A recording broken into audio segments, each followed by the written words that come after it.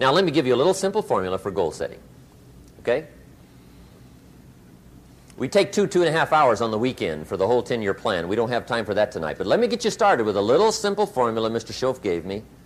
And maybe this will be helpful. First of all, I've divided goals into 2 parts. First is long range.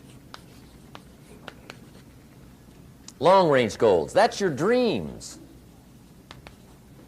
Your dreams for the next 3, 5, 10, 20, 30, 40 years. Actually, the rest of your life.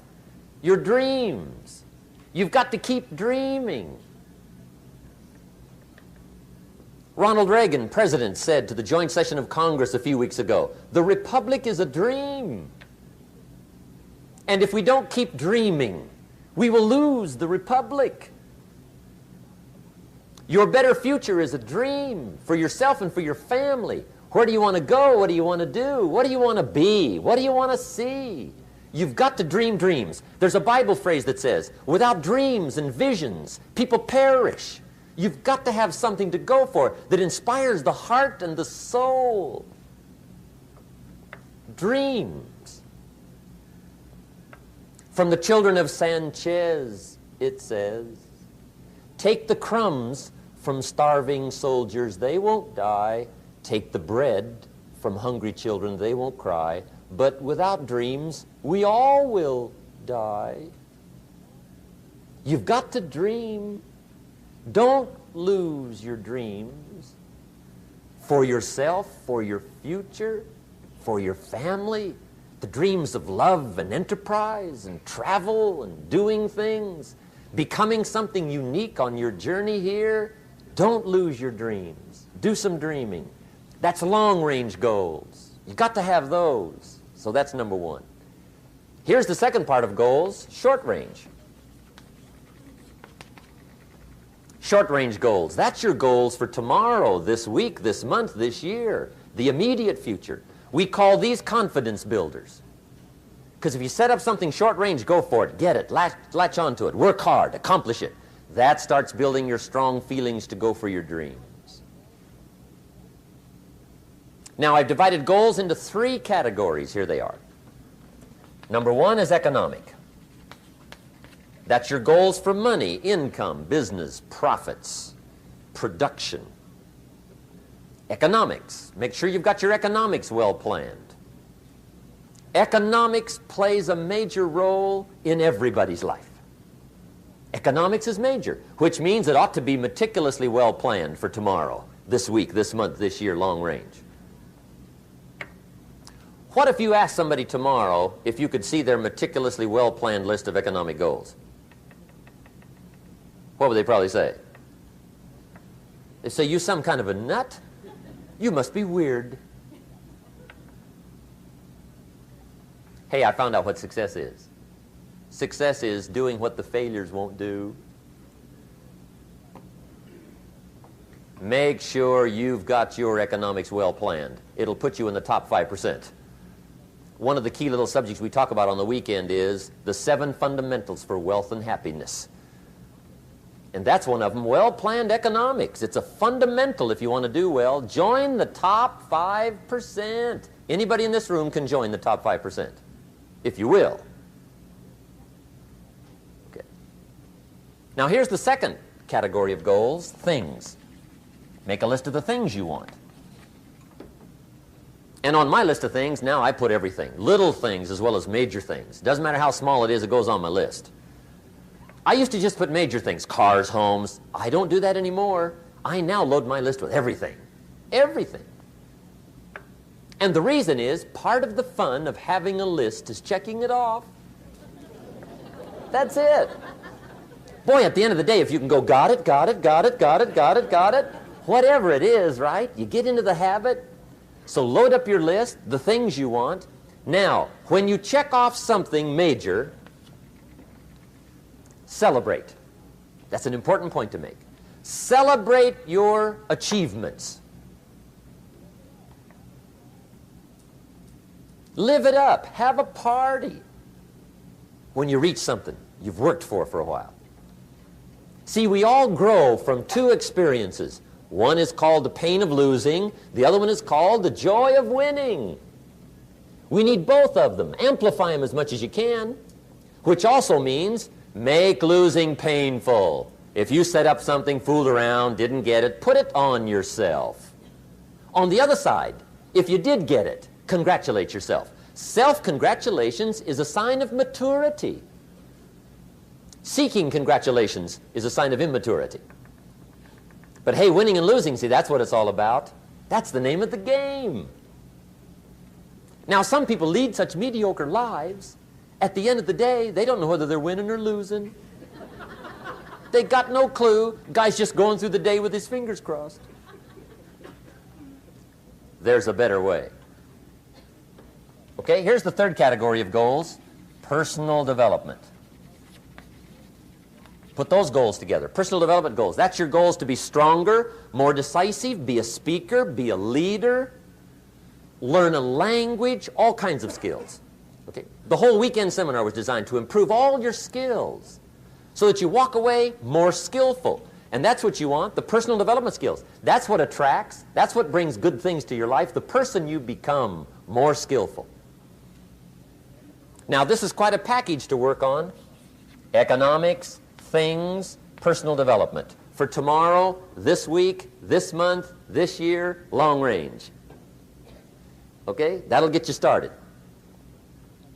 Now, here's the simple formula for setting goals. It goes like this. A, work on your goals. That's step one. Work on them. And I put the word work there deliberately. Setting goals is plain hard work. I don't want to kid you. We haven't come here tonight to kid each other. It's work. I know it's work. That's why a lot of people just let it slide. It's work.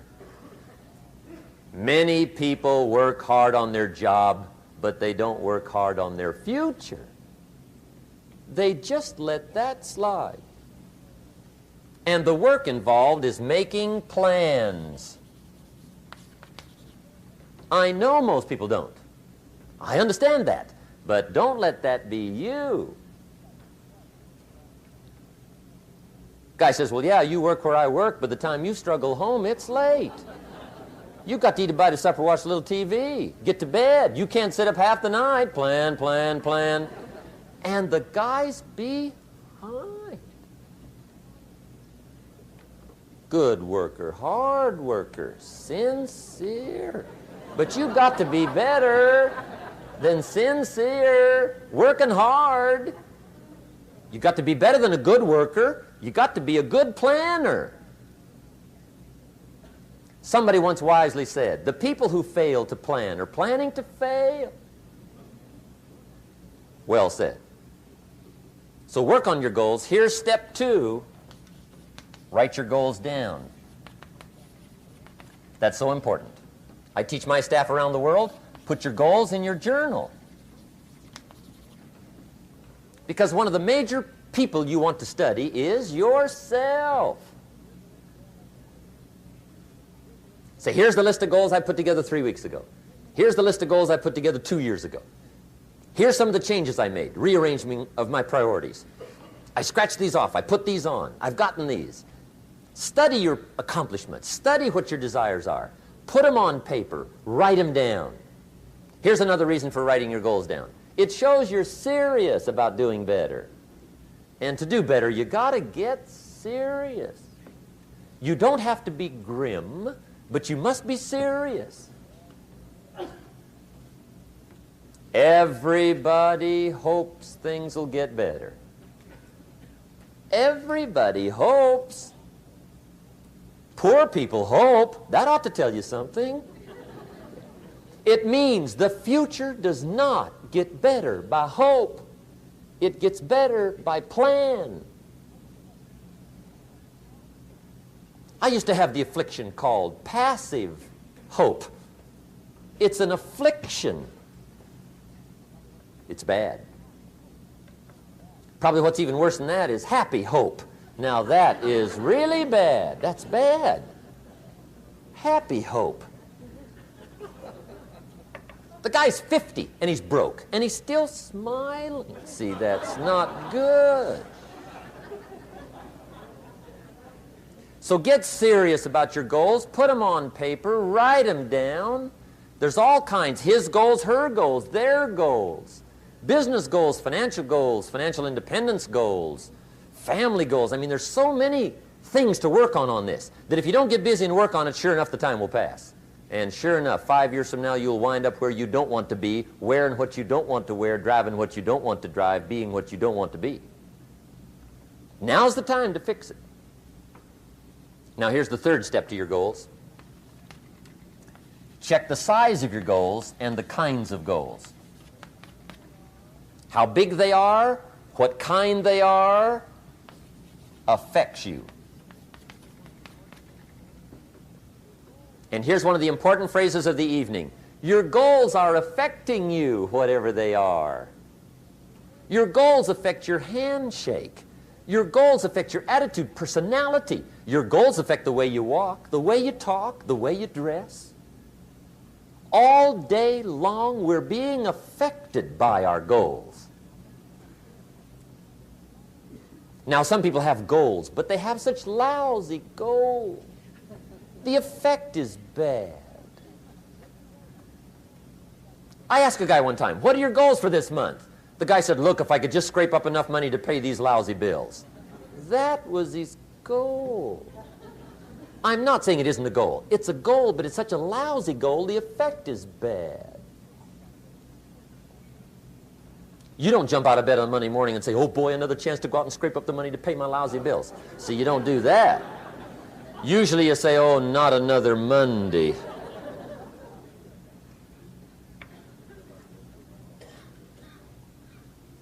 And some people have so given up on life, they have joined the thank God it's Friday club. How sad. Surely those are the same people, when life is over for them, will say, thank God it's over.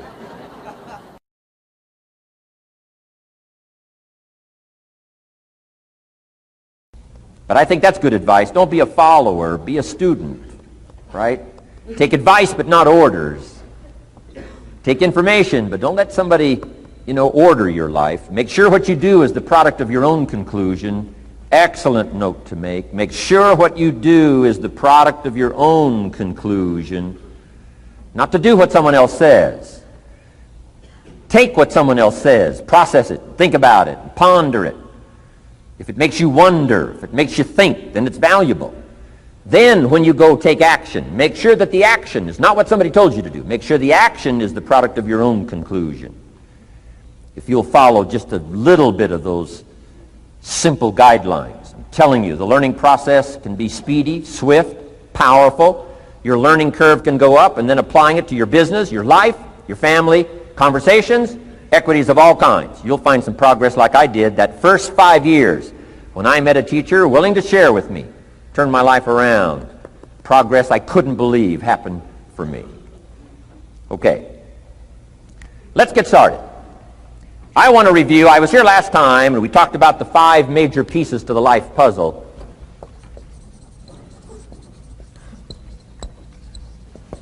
And I just want to review those because it lays such a good foundation for all the rest that I want to share with you today. We got a lot of subjects to cover, so we're going to go rather swiftly, okay? Put on your mental track shoes here and run with me today, because I'm going to deal mostly in concepts. Expect you to, fill in a lot of the details, because I've got a lot to share.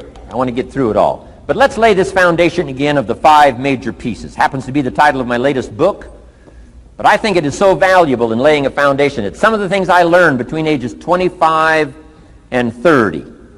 The teacher who taught me so well. He dealt in these fundamentals, we call these.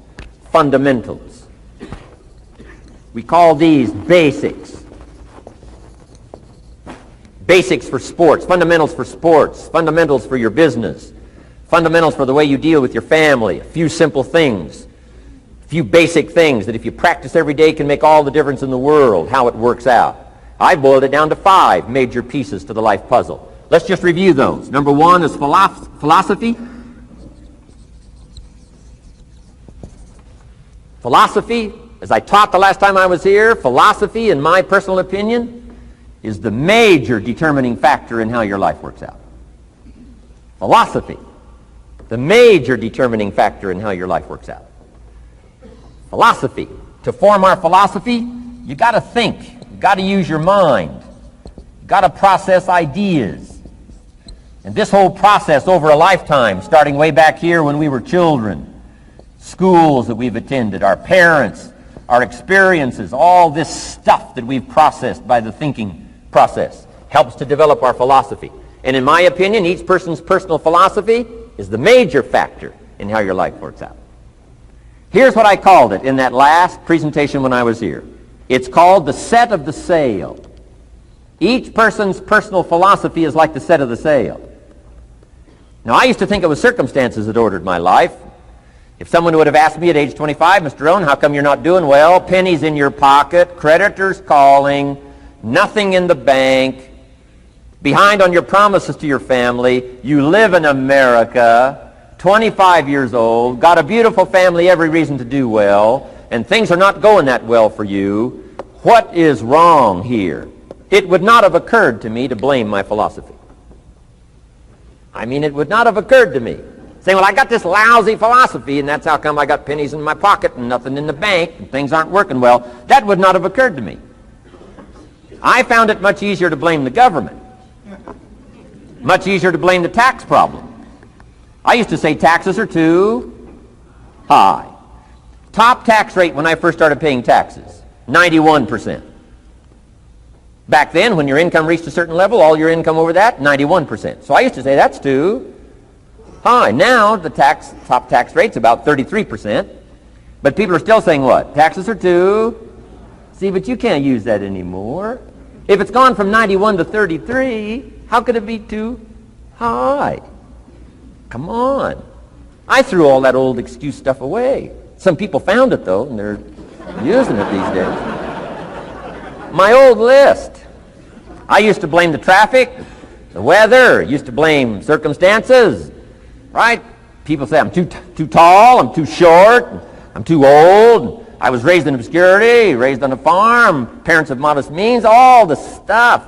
If you were to ask me, how come you find yourself here, Mr. Rohn, age 25, living in America, land of abundance and opportunity, pennies, zero in the bank, not doing well, creditors calling, it would not have occurred to me to blame my philosophy. I found it easier to blame the company policy. I used to say, if this is all they pay, how do they expect you to do well? So I figured that, my future was going to be tied to what everybody else was arranging, the economy and, right, interest rates. I used to say things cost too much. That was my whole explanation, not my philosophy, until my teacher taught me better that this is where the problem was, my own personal philosophy. Here's what's exciting about each person's personal philosophy. That's what makes us different than dogs and animals and birds and cats and spiders and alligators. That's what makes us different than all other life forms. The ability to think, the ability to use your mind, the ability to process ideas, and not just operate by instinct. In the winter, I'm telling you, the goose can only fly south. What if south doesn't look too good? Tough luck. It can only fly south. But see, human beings are not like a goose, can only fly south. I mean, you can turn around, go north, you can go east, you can go west, you can order the entire process of your own life. And we do that by the way we think. We do that by exercising our mind. We do that by processing ideas and come up with a better philosophy, a better strategy for our life, goals for the future. Okay? Plans to achieve those goals. All this comes from developing our philosophy. Philosophy helps us to process what's available. Well, when we get here, we got seed, and we got soil, and we got some rain, and we've got some what? Sunshine, and we've got some seasons, and what? The miracle of life. Now, the key is, what do you do with all this stuff? How do you turn all this stuff that's available here into equity and promise and lifestyle and dreams and future possibilities? All of this that's possible now with human beings, how do you take all this stuff and turn it into this equities and values? Well, it starts with philosophy. What is the seed? What is the soil? What is the sunshine? What is the rain?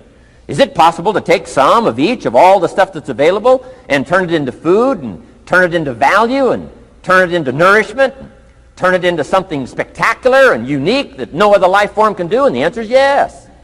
But you cannot deal with all this stuff and what to do with it unless you start refining your philosophy. Think, use your mind, come up with ideas, and strengthen your philosophy. So the seed and the soil and the rain and the sunshine, this is called, the economy and the banks and the money and the schools and everything that's available out there, processing information, what to do with all that, and turn it into equity and value. That is the major challenge of life, my personal opinion. So each person's personal philosophy now is going to determine what you're going to do with seed and soil and sunshine and rain and miracle, the change of seasons. That's it. My personal opinion. Each person's personal philosophy is like the set of the sail. That's what this seminar is for today. Help you to trim a better sail. You don't need a better economy. You don't need better seed and soil. In fact, when it comes to seed and soil and rain and sunshine and seasons and the miracle of life, that's all you got. Now, what if you blame this stuff? Then you're blaming all you got.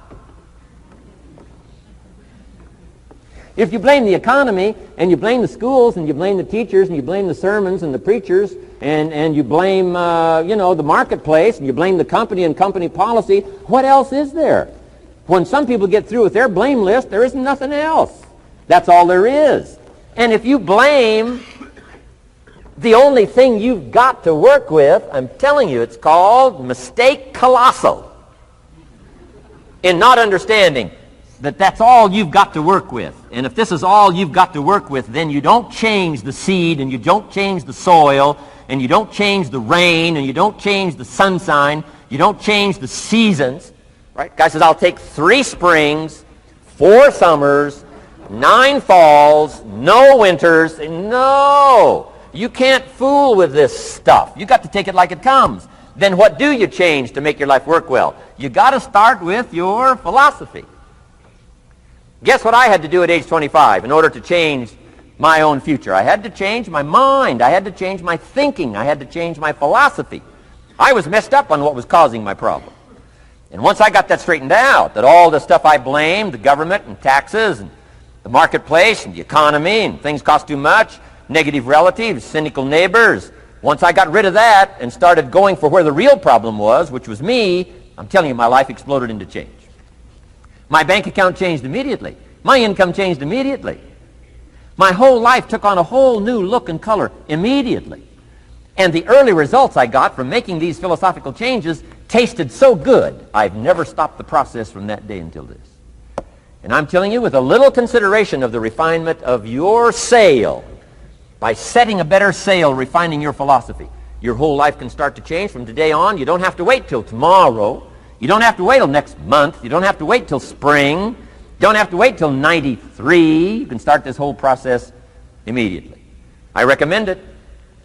Now, some people do so little thinking, they don't even have their sail up. I mean, you can imagine where they're going to wind up at the end of this week, at the end of this month, at the end of this year. Now's the chance to change, process all this information.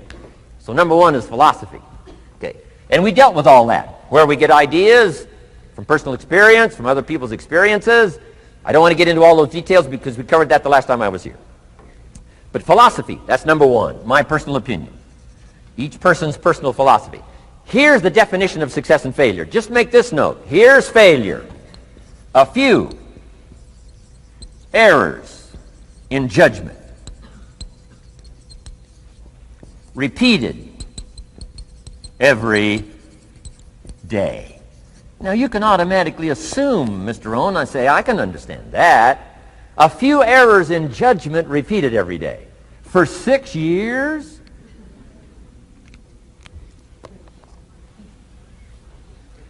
I'm with my father. I think I told this story the last time I was here. My father, 88 years old, he's never been ill, still hasn't retired. Not long ago, midnight, we're getting ready to go to bed. We've drilled a new well, got some extra water, got some more acres going. He's all excited. At midnight, we're getting ready to go to bed. My father's eating what he calls his midnight snack. A little bite to eat before you go to bed. Don't have to go to bed hungry. And I'm watching him eat this midnight snack. Guess what he had? An apple, a few graham crackers, and a glass of grapefruit juice. I said, no wonder my father's so healthy. My mom taught us all those good health practices. Taught me when I'm growing up, right? I'm an only child. I've never been ill. Passed the big 5-0 some time ago. My 2 daughters, 32, 33, never been ill. My grandkids, never been ill. I'm telling you, the legacy lingers on. As I watched my father have this midnight snack, suddenly it occurred to me. I know that's part of it. An apple, what? A day. That's gotten to Dallas-Fort Worth, right? An apple. An apple a day keeps the doctor away. Good question for this intelligent audience. What if that's true? You say, well, Mr. Rohn, if that's true, that would be easy to do. Then what's the problem? It's easy not to do. It's easy not to adopt it as your own personal philosophy. Or the guy messed up the saying. Guy says a Hershey bar a day. Say, no. No. You've been watching too much television. It is not Hershey bar. You got to be smarter in philosophy than to fall for the Hershey bar a day when it's an apple a day. You got to be smarter than that. And if you make that kind of an error in judgment every day for 6 years, I'm telling you, it'll accumulate into disaster. Sometimes the first year you say, well, you know, I'm so healthy now, what difference is it going to make? You've got to be smarter than that. Just because disaster doesn't fall on us at the end of the first day doesn't mean disaster isn't coming. You've got to be so smart that you look down the road and say, will the errors in my present judgment of philosophy, what's that going to cost me in 1 year, 6 years, 1 month, 6 months? I'm telling you the money cost and the health cost and the success cost is too gigantic if you'll look down the road a little ways and say, are there errors in my current judgment like an apple versus a Hershey bar? Is that just a good illustration of some of the rest of my errors in judgment? If it is, that's where I found myself at age 25. I started working when I was 19. I met my teacher who helped turn my life around when I was 25. That's 6 years. At the end of the first 6 years of my economic life, I've got pennies in my pocket. I've got nothing in the bank. The creditors are calling saying, hey, you told us the check was in the mail. I'm embarrassed. I'm behind on my promises. I live in America. I'm 25-year-old American male. I got a nice family, every reason to do well. And I'm messed up. Now, what's messed up? I used to think it was the community that was messed up, and the country was messed up, and the government was messed up. If those Democrats ever get in the White House, that'll really mess things up. If the Republicans stay in power, that'll really mess things up. The economy was messed up. Interest rates are messed up. I thought all this stuff was messed up. Then I found out that's not what was messed up. I was criticizing the only thing I had to work with. What was really messed up was my own personal philosophy. My own errors in judgment in my own personal philosophy brought me in 6 years to pennies in my pocket, nothing in the bank, and trying to explain why I wasn't doing well living in America, 25-year-old American male, got a family, every reason to do well. Now, once I understood this, here's the formula for failure: errors in judgment, being lax about developing your own personal philosophy. I'm telling you, it's called accumulated disaster. It doesn't matter whether it's your health or your bank account. Guy's got an empty bank account, probably has high cholesterol. Why? Over the last 6 years, he never paid attention to either one. And it doesn't matter whether it's a dollar, or whether it's your money, or whether it's your cholesterol count. All you got to do is commit the errors, and just because disaster doesn't fall on you at the end of the first day that you don't eat an apple. You say, well, I didn't eat an apple today, and tonight I'm not ill. Well, you got to be brighter than that. Someday you got to leave first grade. The reason we make those first grade desks so small so they won't fit at age 25. I mean, right? You don't belong here anymore. Come on. Now let me give you the secret to success. The formula for failure: a few errors in judgment repeated every day for 1 month starts the weakness, starts the disaster process. You can imagine what happens in 6 years. Now here's the formula for success: a few simple disciplines practiced every day. And you've started a whole new process called a whole new life. A few simple disciplines practiced every day. And if you decide today to go for the apple instead of the Hershey bar, I'm telling you, you have begun the process of turning your life around. And if you keep up that process, not only with your health habits, but with your money habits and with your communication habits, with your sales habits and management habits and every other habit that you've got, if you'll start that process, eliminate the errors and replace it with disciplines practiced, I'm telling you, you can start this process of life change immediately. After today, you don't ever have to be the same again. Only by choice. You don't have to walk out of here the same as you walked in today. Only by choice. You can start a whole new process. And you say, well, Mr. Rohn, is it that simple? Yes, it's that simple. Where else would you start but with an apple? You don't have to start with something staggering. What if you should be walking around the block for your good health and you don't? What'll that do in 6 years? I'm telling you, the word is disaster. You could and you should and you don't. Here's an even stronger word. You won't. I mean, don't might mean you're careless. Won't probably means you're stubborn. And either one's called disaster. Could, should, don't. I'm telling you, that's why at the end of 6 years, I found myself with pennies in my pocket, nothing in the bank, creditors calling. Could, should, won't. Could, should, don't is called disaster. Now, how do you change all that? The next 6 years, I got rich. The next 6 years, I became a millionaire. By the time I'm 31, I'm a millionaire. How about that? You say, well, Mr. Rohn, what happened? Well, strangely enough, during that second 6 years of my economic life, the government was about the same. I'm telling you, taxes were about the same. My negative relatives were the same. I'm telling you, the economy was about the same, and prices were about the same, and everything else was about the same. Circumstances were about the same. Then how come I got rich? How come I totally changed my life? I was not the same. Somebody says, well, what did you go to work on to do all that? I started with my philosophy. I started amending my errors by doing some better thinking, changing my mind, coming up with ideas that I didn't have before I met my teacher. And once that whole process started for me, I'm telling you, I changed my whole life. Within a 6-year period, I was never the same. And I've kept up that process all these years. One of the reasons why I'm here is to continue my craft. I don't want the day to come someday somebody says, you should have heard Jim Rohn 10 years ago when he was really terrific.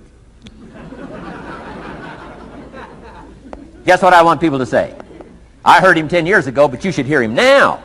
I'm telling you, the man works on his craft. I'm telling you, the man's done some extra reading. I'm telling you, the man doesn't miss a trick. I'm telling you, he's worked hard on himself.